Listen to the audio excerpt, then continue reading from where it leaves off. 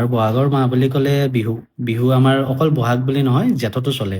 কিন্তু কথাটো হৈছে যে যিখিনি আমাৰ ছিংগাৰ আছে, ছিংগাৰখিনিয়ে এই বিহু অনুষ্ঠানসমূহত মানে পাৰফৰ্ম কৰে বা আমাৰ আয়োজক কমিটিবিলাকেও মাতে ছিংগাৰবিলাকক।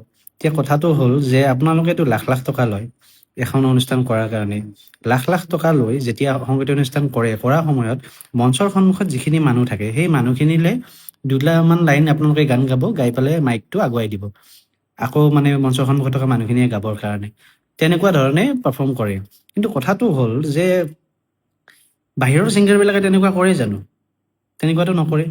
বেলেগতো বাদেই দিয়ক, জুবিন দাই তেনেকুৱা কৰে জানো? জুবিন দাইতো তেনেকুৱা নকৰে। জুবিন দাই নিজে যেনেকৈ পাৰফৰ্ম কৰে, নিজে গান গায়, সন্মুখত থকা মানুহৰ সন্মুখলৈ মাইকটো কেতিয়াও আগুৱাই নিদিয়ে।